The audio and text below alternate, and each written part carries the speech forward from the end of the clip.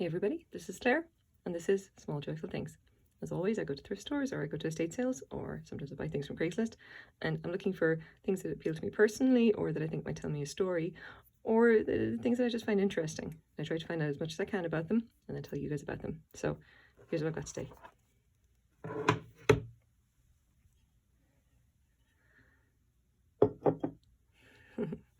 So this is an unusual little object.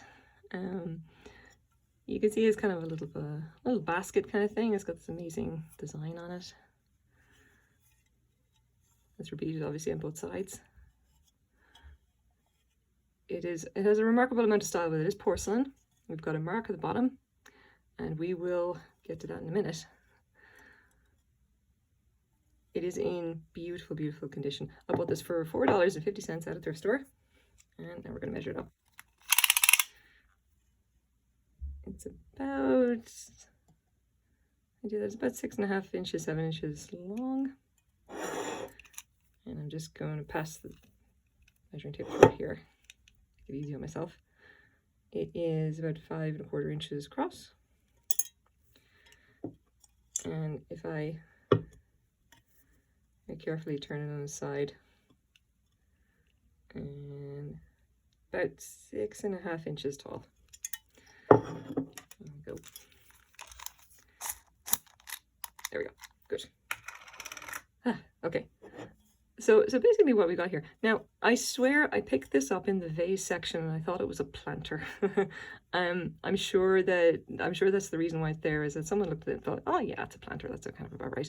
But if we actually turn it over, let's see what we've got here.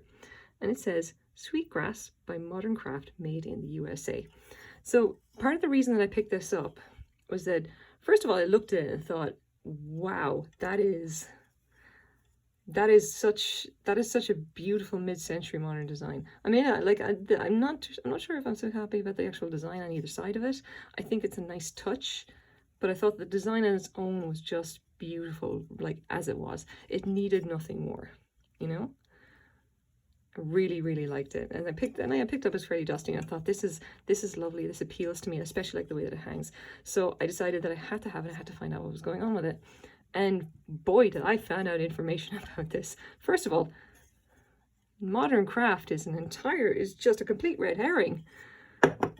Let's, if I can upload the camera, show you what I got.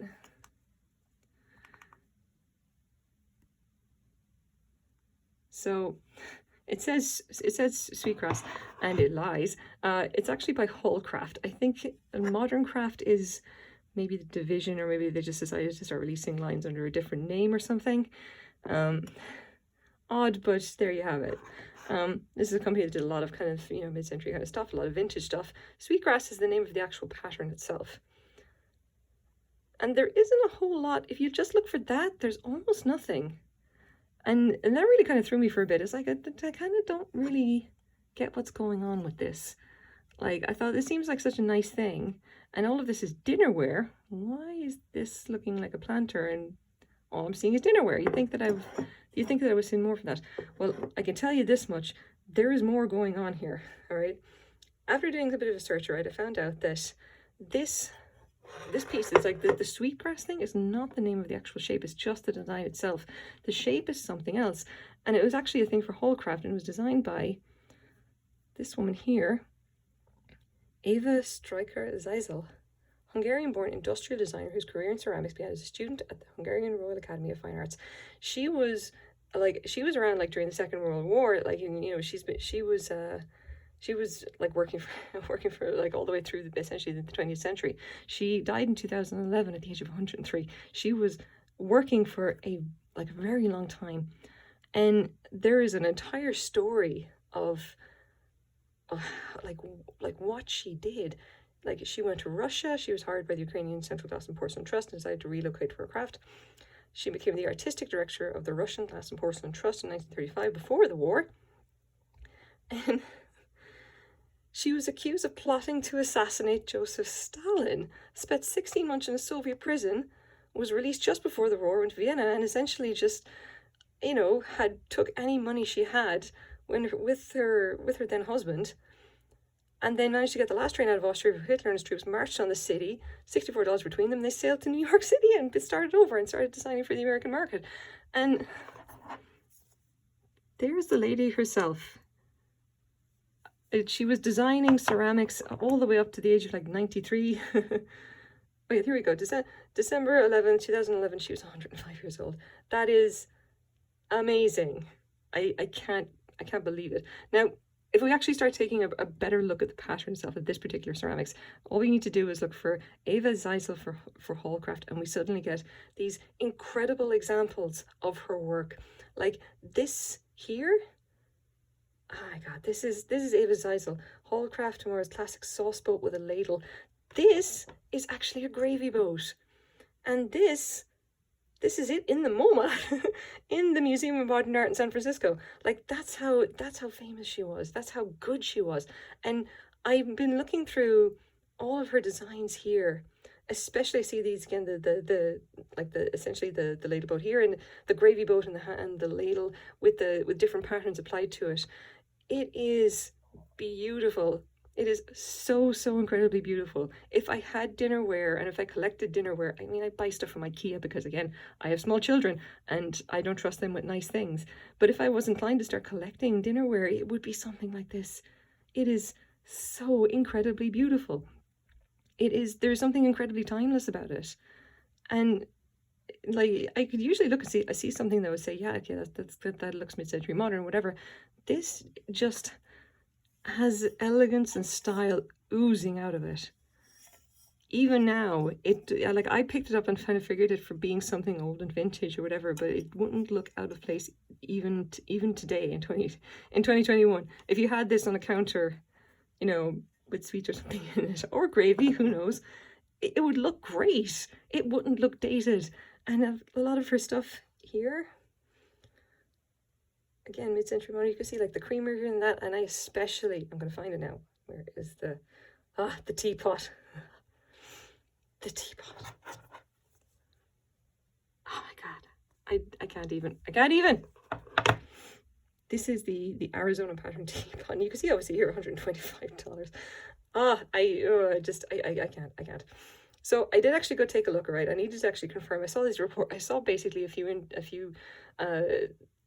listings that said that this was a gravy boat. And I thought, are you kidding me? This is a gravy boat? And I did end up looking it up. Here we have Hallcraft White by Hall. Description: Eva Zeisel, Hallcraft in white is pattern. And this is like the original, you know, they would have like the variants on it are just patterns that are being applied to this, in this case, which is sweetgrass. This is discontinued. Stop it. Go back. Discontinued. Was produced from 1952 to 1957. So there we go, we have a date. Now if we scroll down a lot, there's that gorgeous teapot again. There is our gravy boat. Crafted in the USA. And you can, yeah.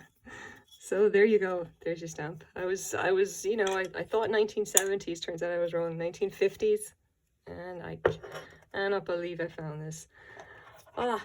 Gravy boat. I'm gonna have to. I've got it listed, and I'm gonna have to go and change the name of it now. Obviously. Okay, so if we actually go take a look at eBay, I was looking specifically for the designs that, you know, just basically looking for like sweetgrass specifically, because there's nothing really else to go on, and found almost nothing. Okay, but if you suddenly go back and actually change the name to Eva Zeisel and just look at her stuff, especially the stuff that she's done for Hallcraft, that amazing white pattern, like that, the amazing white shapes or whatever with those patterns applied to them, suddenly they all start to pop up and they are popular as hell. Now you can see the gravy boat popping up, and if I actually put in gravy boat, will it give me results? Yes, it does. And you can see it's there now in all these different patterns. I think the white one is probably the most desirable, like today at any rate. Or if you have the ladle that comes with it as well. It's just, I can't even. And the prices do vary quite a bit. This one's kind of plain.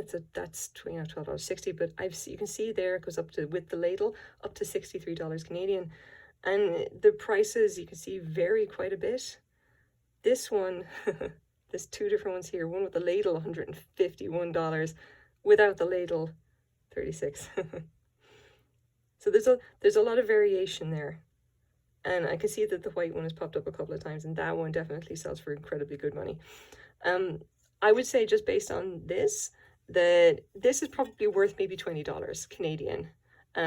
Maybe a little bit more depending on whether the pattern itself is, like, if someone's actually looking for this pattern, I can say without a doubt that there are almost no examples of it in any shape up on eBay. So this is pretty exciting. I'm so happy that I found this. It has been so satisfying to find this information about, first of all, about this amazing dinnerware set, and about the woman herself who created it. Like, part of why I do this is because I love finding out stories of incredible things, and I think you find out history from the objects that are left behind. It is the best way to learn about, like, things that have happened, you know, before you were born, is literally just by finding objects that were there at the time and then learning about them. So, let me see this now. This is my small joyful thing for the day, guys. I hope you enjoyed it too, and thank you very much for watching. Bye-bye.